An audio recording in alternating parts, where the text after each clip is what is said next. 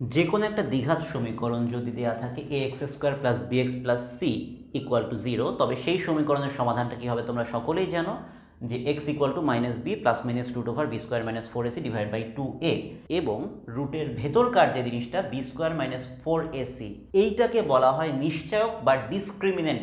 সে discrimination করে, সে আলাদা আলাদা করে দেয়। কাকে আলাদা আলাদা করে দেয়? মূলের প্রকৃতিকে আলাদা আলাদা করে দেয়। মূলের প্রকৃতিগুলোকে সে চিহ্নিত করে যে মূলের প্রকৃতিটা কেমন হবে, সেটা জটিল হবে নাকি বাস্তব হবে। বাস্তব হলে কেমন হবে? সেটা কি একই মূল দুইবার আসবে নাকি মূল দুইটা আলাদা হবে?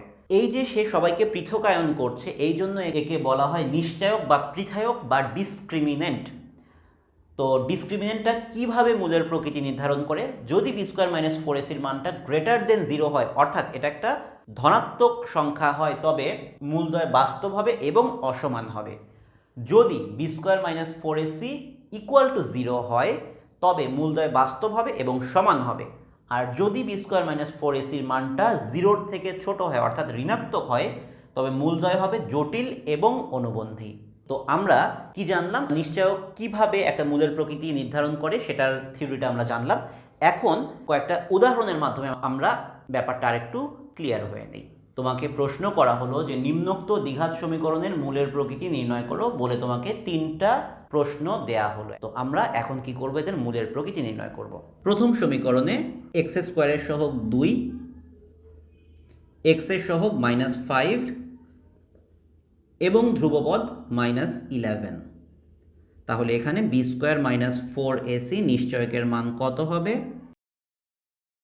113, যেটা কিনা একটা ধনাত্মক সংখ্যা, অর্থাৎ > 0। অর্থাৎ এই সমীকরণের মূলগুলো কেমন হবে? সেগুলো বাস্তব হবে এবং অসমান হবে। দ্বিতীয় সমীকরণটা দেওয়া আছে 9x² - 6x + 1 = 0। x² এর সহগ 9, x এর সহগ -6 এবং ধ্রুবপদ দেওয়া আছে 1। তাহলে b² - 4ac এই মানটা কত হবে? 0। সুতরাং এই প্রদত্ত সমীকরণ 9x² - 6x + 1 = 0 সমীকরণের মূলদ্বয় হবে বাস্তব এবং পরস্পর সমান। তৃতীয় যে উদাহরণটা দেওয়া আছে 2x² + 3x + 5 = 0।